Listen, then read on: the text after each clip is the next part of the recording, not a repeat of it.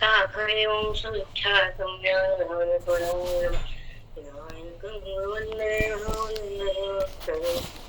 श्रीरङ्गनाथं गुरुराजवर्यं मुक्ष्मोर्यानधरे दक्षिण प्रभावती क्षेत्रनिवासिनं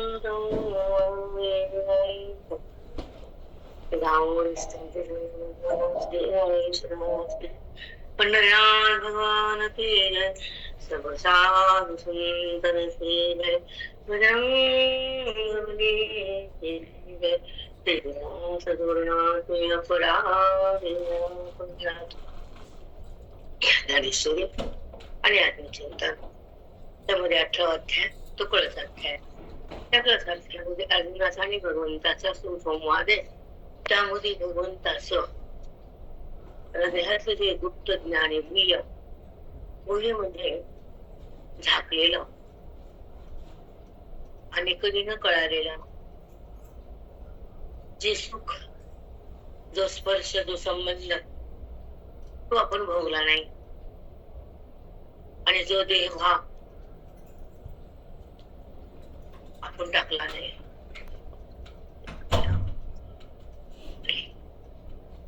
माऊलीमध्ये ज्ञानशक्ती नंबर आहे ना, 18 अध्यायामध्ये प्रत्येक ओळीनं फार जागा केला आणि सुंदर आपल्याला प्रसाद दिला.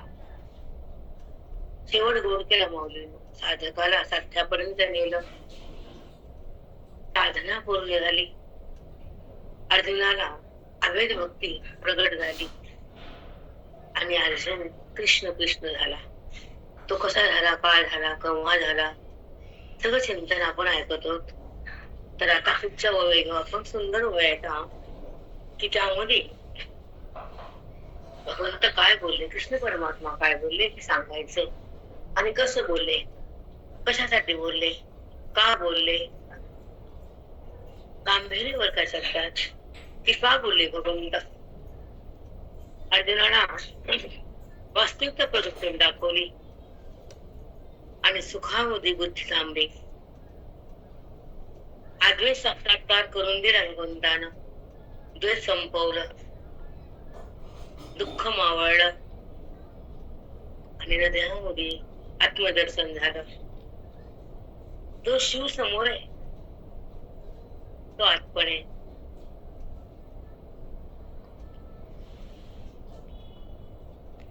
जो दिसतो तो असतो पण. समजलं का? जो शिव दिसतो तो माऊली, तो असतो पण, तो असतो. पण तो कसा असतो? सदा असतो. त्याचं नाव सदाशिव आहे. तो सदा आहे ना, म्हणून शिव सदा. हा, आणि तो कसा आहे काय नाही वगैरे की शिव भोळा भंडारी, शिव भोळा चक्रवर्ती. नाना रूपात नाना नाव, त्याची नाना गांभीर्य कळावं लागतं. पण शिव हे तत्व हे समजावं.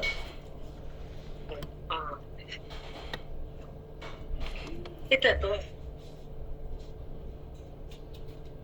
आणि ते प्रलयाला संहारक आहे, पण सुखकारक आहे. जिथं शंकर नाही तो शंकर.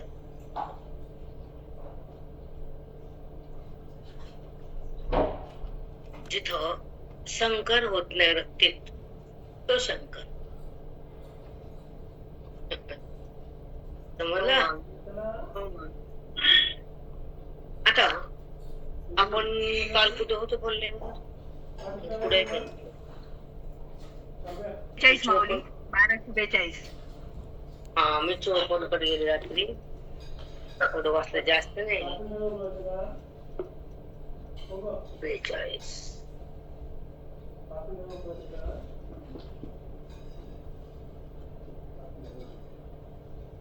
चला, ते ते महासिद्धांताचा अवंका सिद्धांत कक्ष अनेका भिडवून अरुंबुदेका संभवित असे. भिडवून अरुंबुदेका संभवित असे. तुम्हाला छोटे छोटे सिद्धांत सुरुवातीपासून सांगितले आणि महासिद्धांत इथं ज्ञानेश्वरी प्रगट केला. त्या सिद्धांताकडून इकडे आलो. मग त्यांना काय बोलले ऐका ज्ञानोबा. एक मिनिट. ते महासिद्धांताचा अवंका.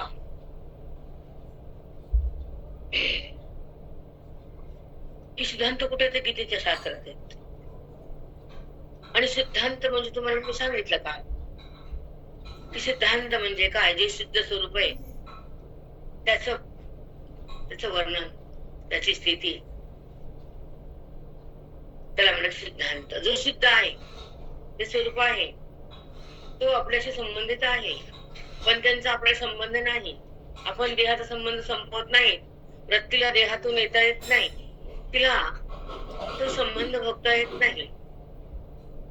म्हणून सिद्ध महात्मा त्याला म्हणता येत नाही. मला साधनेवर आहे ज्ञानाच्या, पण साधना सफल नाही. म्हणून सिद्धांत हे वेदांत शास्त्रामध्ये कळतात, पटवून देतात. मग ते सिद्धांत तुला आधीपासून सांगितले म्हणजे भगवंता. आणि आता काय करायला तर ते सिद्धांत एकत्र करून शेवटी तुला मी महासिद्धांत सांगितला. तर कसं आहे ते ऐका.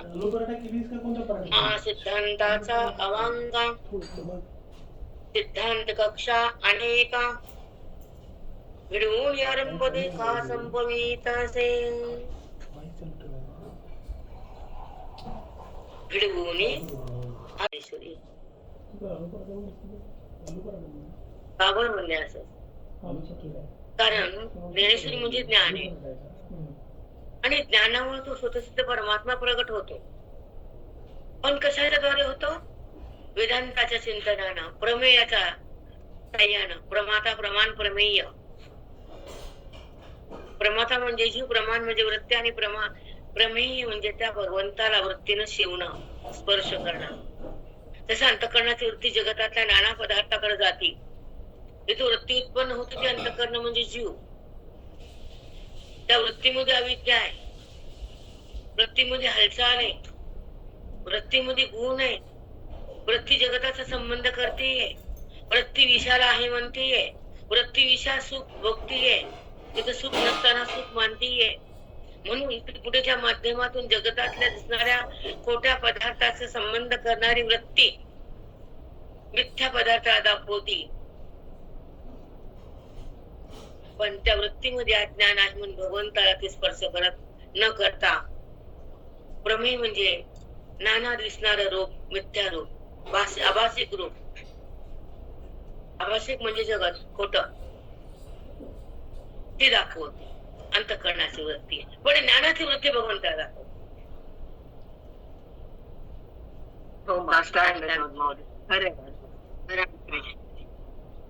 हे समजून घ्या. खूप सुंदर पद्धत की अंतःकरणाची वृत्ती अविद्ययुक्त आहे, गुणसहित आहे, भ्रमरहित, भ्रमाला भरलेली आहे आणि ती जगताला मध्ये फिरलेली आहे, विषयानं घेरलेली आहे.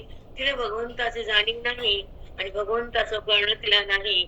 म्हणून ती जगतातल्या विषयाला आहे म्हणते, भौतिक पदार्थाला सुख म्हणते, देहाला माझं म्हणते आणि गुणाचा संबंध करते, भगवंताचा संबंध टाकते.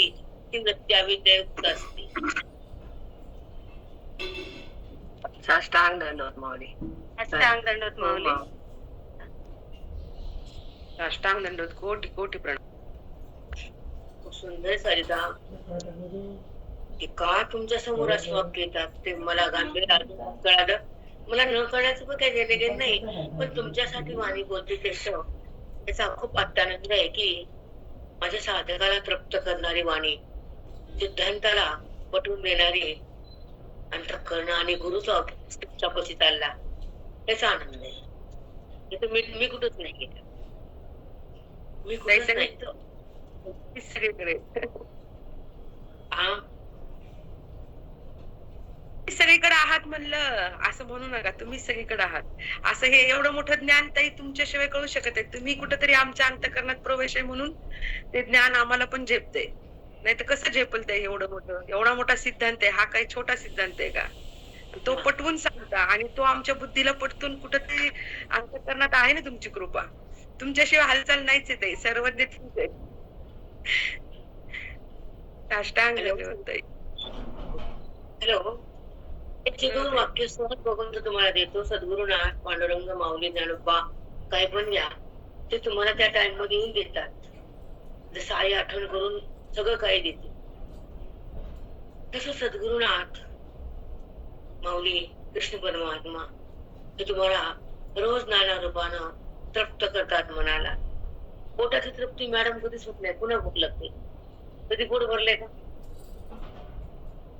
रिकामच होत ते. पण जेव्हा मन तृप्त होतं, अतृप्त होतच नाही. कारण मन जर तृप्त होतं तर खरं सुख त्याला मिळतं. मग खऱ्या सुखात ते असतं, खोट्या सुखात त्याला काही देणे नसतं. म्हणून संत महात्मे शांत आणि एकांतात असतात, भगवंताच्या मध्ये विलीन असतात, स्वरूपामध्ये प्रवेश असतो आणि अद्वैताचा साक्षात्कार असतो. ते महंत असतात, कारण महात्म्याची जी स्थिती ते भोगत असतात. परमानंद त्याच्यापाशी प्रगट असतो.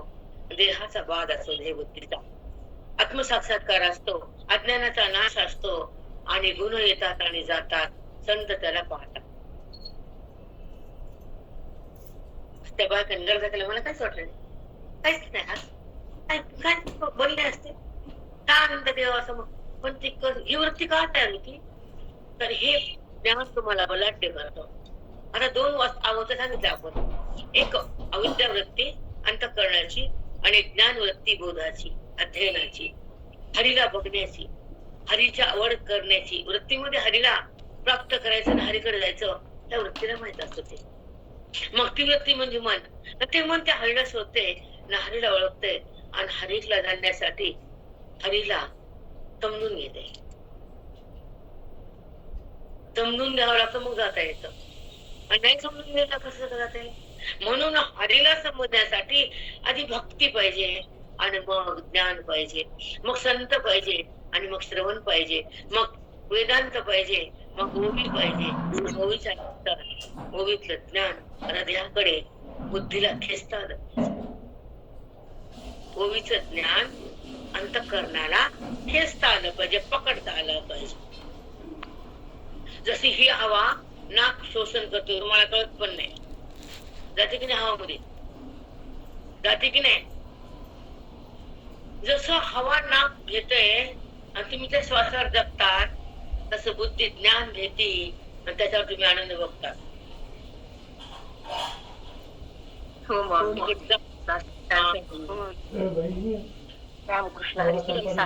सद्गुरु माऊली. इकडे आपण श्वास घेतो आणि जगतो. ते नाक कवा घेतो, मी तुम्ही नाकाला फोन लावत श्वास घे म्हणून, ते घेत राहतो. तुम्ही झोपलात तरी नाक काम. तसं कंटिन्यू संबंध भगवंताचा, बोध वेदाचा, अनुभव परमात्म्याचा आणि आनंद तोचा आणि स्वर. हे वेदांत आहे. हो माऊली.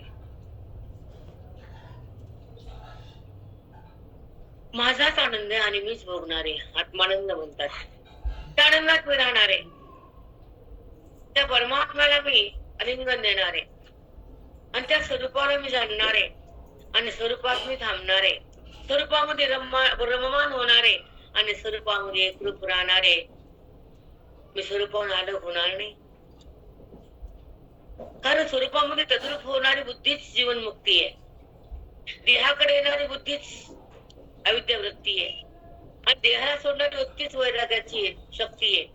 आणि देहातून आत्मरंग जेव्हा प्रगटतो ती वेदाची युक्ती आहे. आणि ती युक्ती जेव्हा बुद्धी भक्ती भगवंताचा संबंध साधते, ही संतांच्या कृपेची रीती, तेव्हा तो आनंद तिला भोगता येतो. कारण आनंद तोच आहे, संबंध तोच आहे, अनुभव त्याचाच आहे आणि ऐक्य त्याच आहे. तुम्ही ऐक्य केलं देहाचं, हा तुमचा गुन्हा आहे. पुन्हा हो माऊली. संताशिवाय काहीच नाही. कारण आपली ओळख आपल्याला नाही, आपला संबंध आपण करत नाही, आपल्याला आपण ओळखत नाही आणि आपल्या पदावर आपण राहत नाही आणि आपल्याला आपण कोण हे माहित नाही, तर बाकीचं काही कर्म हाताला पुढे दमान येत नाही. म्हणून ज्ञानासारखी जी पावर आहे ती कशातच नाही. सद्गुरूची शक्ती जगात बी कोणी ओळखू शकत नाही.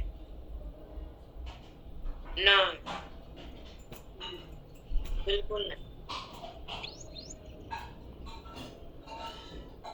म्हणून माऊली अर्जुनाशी काय बोलतात, सिद्धांत पहिल्यापासून तुला छोटे छोटे सिद्धांत सांगितले. हा महासिद्धांत आहे आणि महावाक्याच्या द्वारे तुला मी माझा अनुभूती देतो. मी कृष्ण आहे, तर ते कृष्णाचा स्पर्श तुला होतो महाज्ञानानं, वेदांताचा. असं बघून तर बोलले महासिद्धांतापाशी. म्हणजे तो तुला दिसतो नाही मी कृष्ण अर्जुना, तर तो तसा वास्तव मी नाहीये. तुझ्या बुद्धीचा संबंध माझ्या स्वशी झालाय आता, म्हणून तू आणि मी एकत्र आलो ते ज्ञानात. मी दिसतो तो भिन्न वृत्तीनं आणि मी आहे तर तुझ्या सोबत अनावच्छिन्न भावानं. मी तुझ्या बाजूला होऊ शकत नाही, कारण माझ्या सत्तेविना जगात कोणतीच वस्तू होत नाही, प्रगट नाही. सुंदर योजना आहे बा. जेवढं कळ तेवढं कळून घ्या. भगवंताने अर्थ संवाद हा की अर्जुन हा माझ्याशिवाय जगत नाही आणि जगतात माझ्याशिवाय कुठली वस्तू प्रगट होत नाही.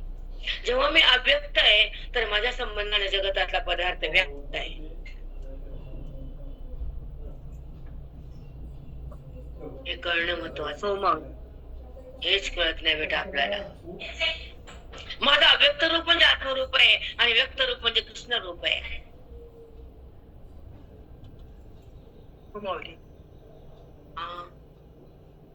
साष्टांग हा बेटा, की जेव्हा मी व्यक्त होतो ना साकार रूपानं, तर अव्यक्तातून बाहेर येतो अर्जुना. आणि माझा संबंध तिचाच असतो.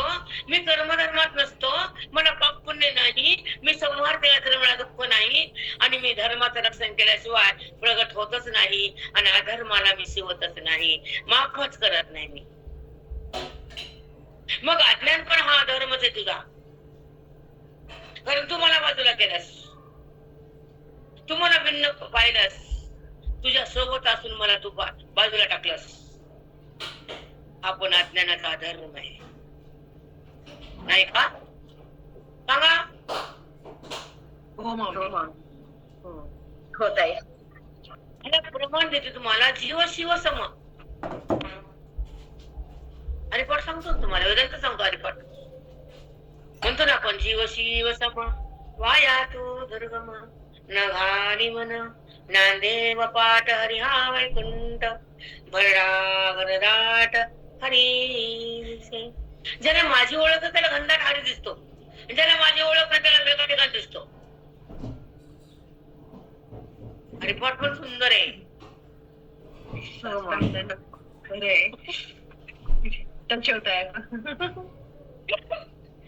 भरला घनदाट हरी दिसे. मी घनदाट भरलेला कुणाला दिसतो तर ज्ञानी लोकाला. म्हणून जीव शिव समय तुम्हाला जन्मच नाही. तू जीव का म्हणतो रे? वाया तू दुर्गम. व्यर्थ बोलतो शे. दुर्गम ही भाषा कठीण आहे. न घाली म्हणा, तिकडे घाल नको जीवाला, देहाला कर जाऊ नको, जगताला खरं म्हण नको. दृश्य मीच आहे, द्रष्टा मीच आहे, जगत मीच बनलो आणि त्याला जाणायला पण मीच तयार झालो. माझ्या संबंधाने वृत्तीने जगाला ओळखलं तर मी नाही तर वृत्तीला जगत पण कळत नाही, तर मी नाही तर जगत पण उत्पन्न होत नाही. पण जगत उत्पन्न होताना रूपाचा त्याग मी करत नाही. विवर्त रूपाने जगत आहे, वास्तुरूपाने तुझ्या आत आहे.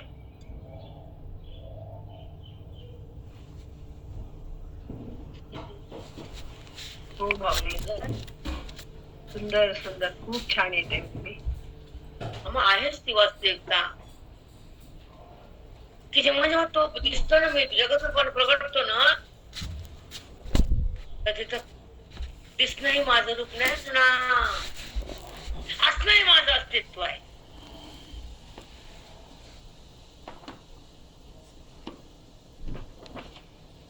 मग दिसणं का देवा, दिसतं का? वृत्ती दाखवते रे. मग वृत्ती म्हणजे अविद्येचीच येते ना. वृत्ती कुठून जन्मली? अविद्येच्या पोटातून. मग तिची माय कोण? अविद्या. मग तिची मायच खोटी तर वृत्ती काय खरी होईल का? सांग बरं. एखादी म्हणते हो त्यांची सोंदे वाटते, तिची माय भांडकुदळे मध्ये बायका. खरंय खोटं? अविद्या प्रकारचं आपल्या बाकी सकच नाही. अविद्या बेकार आहे, तिची पोरगी वृत्ती आहे. मग जशी अविद्या तशी पोरगी वृत्ती हवीच्या पोटात निर्मिती व्यवहार उत्पन्न होती. मॅडम आपल्याला सूक्ष्म वेदांत व्हायच माहित नाही. आपण वर वर वर बघतो. आपण काय करतो? वर वर पाहतो. का बरं? आता जेव्हा आपण जुन्याकडे म्हणले आता जुना लागला, ठीक आहे. मग जेव्हा मी दर्शनाला बाहेर आले, तुम्ही म्हणलं मी चालली पुढे, पण लक्षातच नाही पूर्ण दर्शन काढणे म्हणून. म्हणलं तरी जायचं का? पण नाही नाही, माझ्याला पूर्ण नाही, खरंच नाही. आपण फिरलो अर्ध्यातच. मग ते मंदिर लक्ष्मी यंत्रावर आहे आणि ते लक्ष्मी यंत्र भीमाच्या हातात आहे. भीमाच्या हात ते मंदिर आहे. हरिहर बघितलं कसं वरी सुद्धा कालच्या मंदिरात. मग कुणाच्या हातात? ते पांडवाच्या हातात द्यायला ते लिंग त्यांना स्थापन केले. पाचशे पांडवांच्या वेळेस. मग इकडे पण एका बसवलं, इकडे पण बसवलंय. का बसवलं मी विचारते माझा उदय कशी. पण तुम्ही जे बोलला की तिकडचा नागोबा इकडून बसतो, गादीवर झोपतो, येतो का नाही?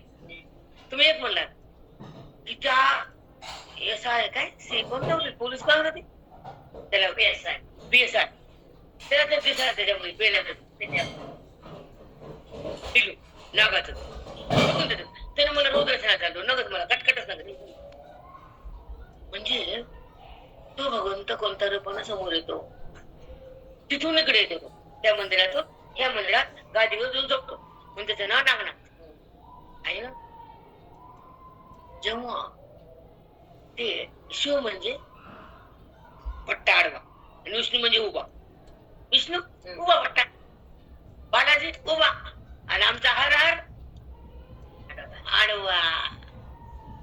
मग त्या विष्णूला त्या हशापाशी आवडलं, कुणापाशी? आडवा पट्ट्यापाशी. हा मग म्हणले आता चौकडे एकटाच आहे पण औंढर एकटा नाही, मला प्रवेश करायचा शंकरामध्ये. मी नाही सोडणार शंकराला. चौकडचे द्वारा निघून मला फक्त सांग, मला जवळ आहे तुमच्या या म्हणजे.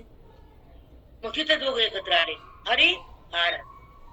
आणि जेव्हा शिवाजी महाराजाला संभाजी राजाला युद्धाच्या वेळेस ते विष्णू विष्णू म्हणले नाही, काय म्हणले?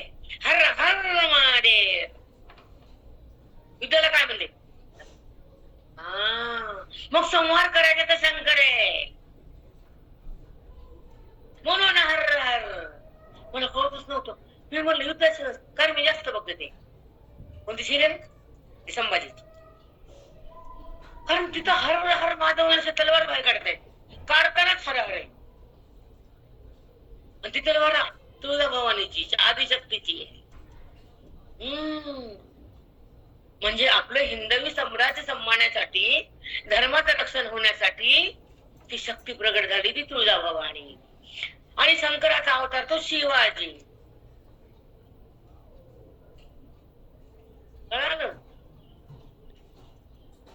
म्हणून तो जे लिंग आहे ते दोघं एकत्र म्हणतो बलाढ्य. तिथं बेल मी चालतो, ते मंजुळ पण चालते. पण ह्या लिंगाला गेल्यावर ज्या जन्मात जे पाप असेल, जे दोष असेल, जळून खाक.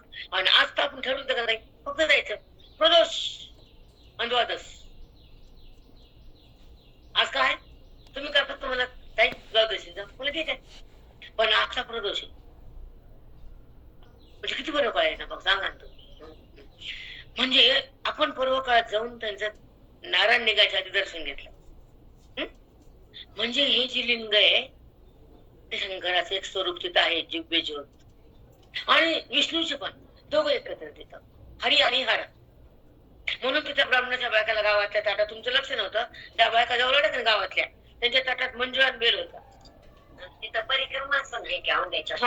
हा, तर तिथं त्या महादेवाला काय लागतं, हातात मंजुळ पण आणि बेल, असं तिथं महात्मा आहे. हे काय सांगू लागले की संहार करायला शंकरच लागतात. मग युद्धात त्यांची मुंडकी कापायला कोण लागते? विष्णू लागते रे, नाही लागत. ते कवा कापेल? ते अज्ञान कापते. विष्णू सहस्त्र नाम घेऊ दे. चला, म्हणजे संहार करताना शंकर म्हणायचं त्याला, आहे की नाही? पालन करताना ब्रह्मा, नाही का? उत्पन्न आणि पालन शिव विष्णू आणि संहार हे. आता आहे का, आता आपण आणतो महासिद्धांत झाले, 43 झाले. आपण जाऊ 43 कडे. 42 झाली. एक अविद्यानाशो हे स्थळ. हे कोणतं स्थळ आहे? अविद्या. सिद्धांतानं काय होतं?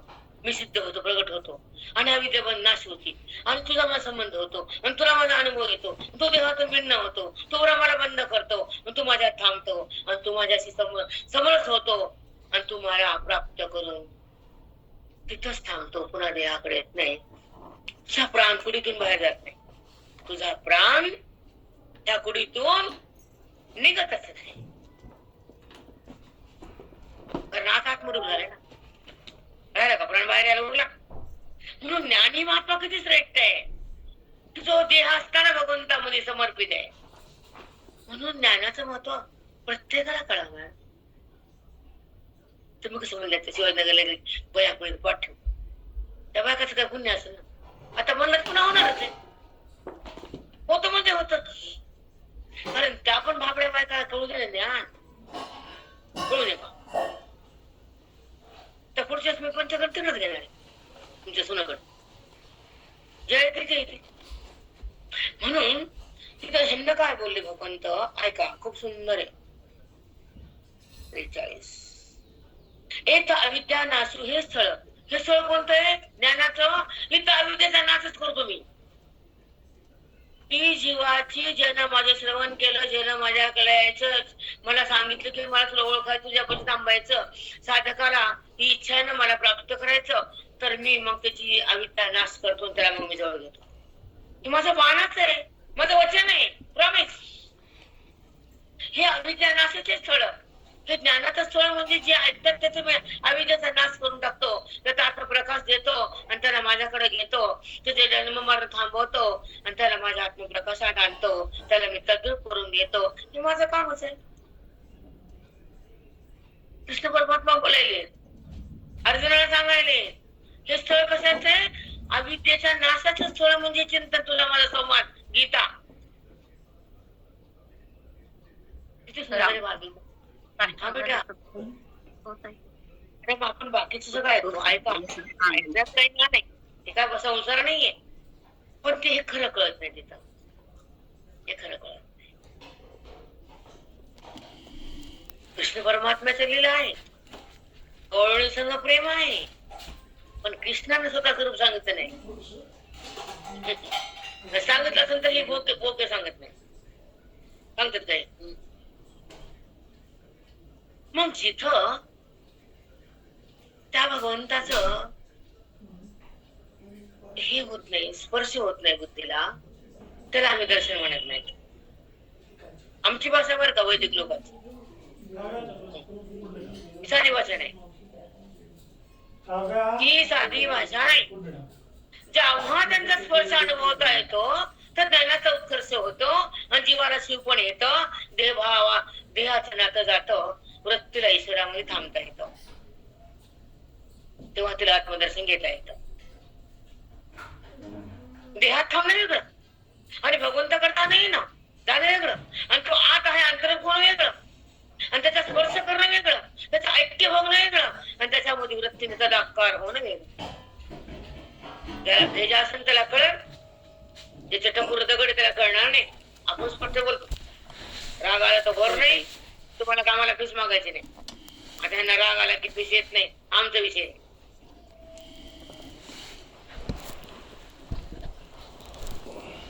तर प्रेरणा सांग मागायचं, खूप सुंदर आहे, भयानक. हे स्थळ अविद्यानाशाचं आहे. तिथे आत्मप्रकाशात मी साधकाला तद्रूप करून घेतो. त्याचं जन्ममरण मी थांबवतो. तो जीव शिव होतो. त्याचं देहभावांचं नातं जाते आणि त्याला आत्मदर्शन घेता येते. वृत्तीनं अंतर्मुख होणं आणि त्या आतल्या परमात्म्याला स्पर्श करणं आणि स्पर्श करून तिथे तदाकार होणं, त्याच्यामध्ये ऐक्य करणं, हेच फळ आहे मोक्ष उपदान फळ. खरंच माऊली किती सुंदर आहे हे स्थळच अविद्यानाशाचं. अतिशय सुंदर. जेव्हा वृत्ती मला स्पर्श करते ना, तर तिथे ती बाहेर येतच नाही अर्जुना. मग तिला देहाचा संबंध कसा होईल रे? ती जर माझ्या तद्रूप झाली, बोधाने एकरूप झाली, ज्ञानाने मला समर्पित झाली, अज्ञानाची मी माती केली, बुद्धी ब्रह्मरूप झाली. हो माऊली खरंच. वृत्ती समर्पित झाली, ज्ञानानं समर्पित होती, अज्ञानाची माती होती. भगवंताची कडे बुद्धीने स्वतःला एकरूप करणं हे ज्ञानाशिवाय नाहीच होत. पुढे येऊ त्याच तुम्हाला, पुढच्या वेळेला त्याच आहे सगळं. आता हेच आहे पुढे आत्मसाक्षात्काराच्या नंतर अनुभूती. जेव्हा बुद्धी त्या स्वरूपामध्ये एकाकार राहते, जसं मीठ पाण्यात टाकून दिल्यावर ते आकार संपतो, पाणी खारट होत, मीठ आकाराला सोडू लागतो, तसं वृत्तीतलं अज्ञान कमी होऊन जातं, संपून जातं. वृत्तीत मिठाचा खडा आकार सोडून देतो, पण खारटपणा मिठात राहतो. तसा वृत्ती देह संबंध सोडून देते, मीठ आकार सोडतं, वृत्ती देह सोडते. हे कसं समजून घेतलं बघा बघा किती मी खरं सांगून करतो.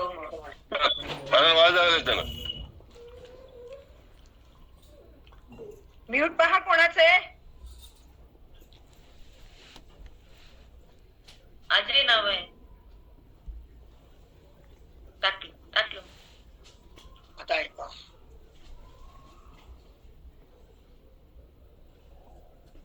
एक अविज्ञानाचं हे स्थळ, तेने मोक्ष पदान फळ.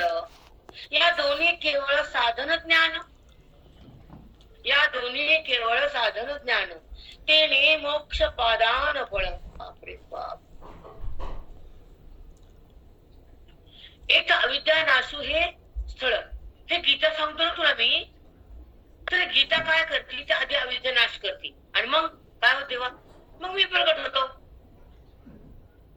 जेव्हा जेव्हा अविद्या नाश आहे तर मी प्रगट आहे. जेव्हा जेव्हा आई 9 महिने सांभाळते तर मुलगा जन्मतो. म्हणजे प्रतिपाद्य प्रतिपादक मी प्रगट होतो. आई आणि मुलगा, आई प्रतिपादक उत्पन्न करणारी आणि मुलगा जन्म घेणारा प्रतिपाद्य. तसं गीता ही मोक्ष देणारी प्रतिपादक. गीता मोक्ष देणारी आहे आणि जेव्हा मोक्ष प्रगट होतो प्रतिपाद्य, आणि गीता प्रतिपादक आहे, मोक्षाला प्रगट करणारी. प्रतिपाद्य कळाला का नाही?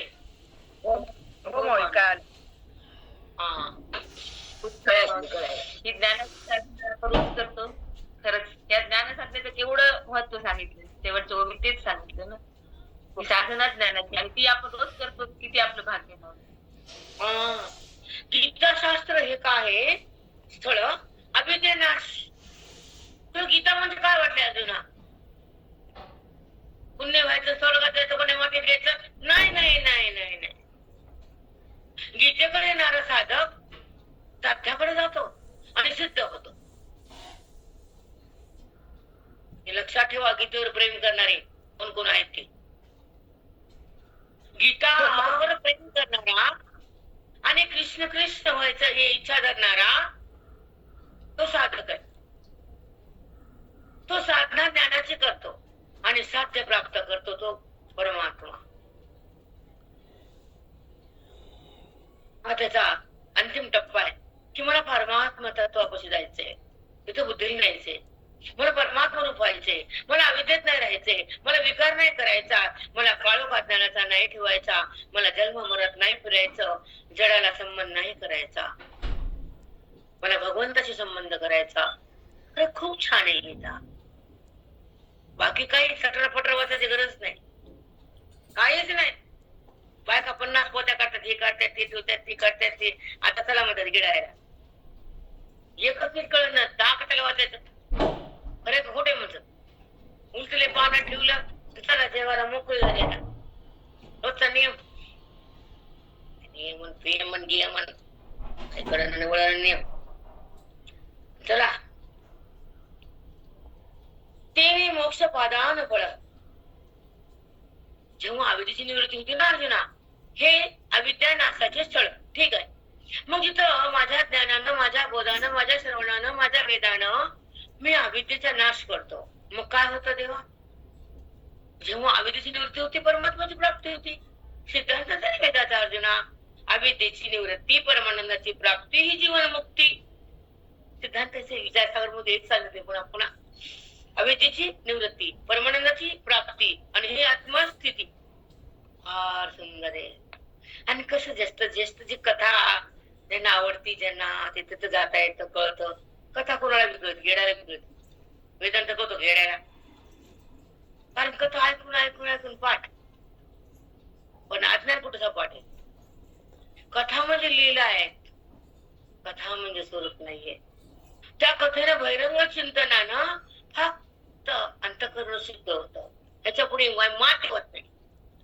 मन शुद्ध अंतःकरणामध्ये भगवंताला प्रगट करण्यासाठी ज्ञान त्या बोधा प्रत्येक टाकावं लागतं. हे जगाला माहितच नाही. म्हणून पोपट पसारा, नुसता पोपट पसारा. काय बोलावं काय नाही. वाईट वाटतं या गोष्टीचं. तेने मोक्ष पादान फळ. जेव्हा अविद्येची निवृत्ती, परमात्म्याची प्राप्ती ही मोक्षाची स्थिती, हा वेदांत आहे. जेव्हा अविद्येचा नाश होतो तर मोक्ष प्रगट होतो. या दोही केवळ साधन ज्ञान. अविद्येचा नाश, निवृत्ती, परमात्म्याची प्राप्ती हे दोन जे साधन आहे केवळ ज्ञानाने होतात. ज्ञानाने अविद्या निवृत्त होती, ज्ञानाने माझे प्रगट करणं होतं आणि बुद्धी माझ्यामुळे समोरच होती. आमच्या दोघांची जीवाशिव चेतना होती. हा जीव जीव नाहीच आहे, हा शिवच आहे. हे मी तुला हात वरून करून धारा सांगतो. वेदाच्या रूपाने सांगतो, गीतेच्या रूपाने सांगतो, कशात बी सांगतो. 18 पुराणात पण तेच सांगतो, 6 शास्त्र पण तेच बोलतात आणि 4 वेद मला जाणतात. हो खूप सुंदर खरंच ऐका, वेद सांगून गेला, पुढे मौन झाला. 4 वेद कुणाला प्रगट झाले? भगवंताला जाणू लागले. वेद जाणू गेला, पुढे परमानंदाची प्राप्ती. त्या दोन गोष्टीला तेव्हा ज्ञान लागतं असं भगवंत या ओळीतून सांगतात. हे तुलेचे नानापरी निरूपेले ग्रंथ विस्तारी, ते आता दोन्ही अक्षरी अनुवादावे. आतापर्यंत हेच सांगितलं, अज्ञानाची निवृत्ती, परमानंदाची प्राप्ती आणि मोक्षाची स्थिती. पण हेच पुन्हा पुन्हा सांगायलो 2 अक्षरात मी तुला संक्षेपाने पुन्हा हेच सांगणारे. अविद्येची निवृत्ती कर आणि माझी प्राप्ती कर. ह्याचा अनुवाद 2 अक्षर सांगायलो. जेव्हा मॅडम ओळीचा संदर्भ लागतो ना तर हृदयच बोलते. म्हणजे अनुभव सांगते मी, खोटं नाही. आता आपण काय केलं तेव्हा तर बसलो का शिवरात्रीमध्ये तुमच्या पैसे इकडे तिकडे तिकडे मी नुसतं ते लेकरसाठी फिरते बघितली का मी संध्याकाळी 10 मिनिटं घेतलं ठेवून दिलं. पण जेव्हा संदर्भ स्वतः मावली जाऊन देते आणि ज्ञानामध्ये खरी वृत्तीला अनुभूती येते तेव्हा ते बोलता येते. सांगता येतं का एवढं गांभीर्य? एमडी वाला वेगळा असतो मॅडम, वेगळाच असतो. त्याचा अनुभव वेगळा, याचा अनुभव वेगळा. एमडीच असतो पप्पा. आता ऐका, म्हणून उपही हाती झाले अपाय स्थिती, देव प्रवर्तले ते पुढती येण्याची भावे. आपण थांबू आता, त्याला काम आहे सगळ्यांना. 4:30ला आपण पंचकर्ण घेऊन या 2-3 मोबाईल, म्हणजे आपल्या मोबाईल राहायला होतील. पंचकर्ण दुपारी काय बाय करी झोपले नसतं, काही काम नसतं, काय त्या सोप्या पशी बसले असतात, काही निवांत असते, चिंता नसते. म्हणून दुपारी पंचकर्ण घेताना 2-3 मोबाईल सांगणार आहे. म्हणजे ह्या 3 त्यातील 6 होतील आणि मग तुम्हाला पंचकर्ण देईल. आणि मग आपलं दुपारचा पाठ 4:30, 5:30, 6 पर्यंत होईल. ठीक आहे मंडळी? ज्ञानदेव कल्याण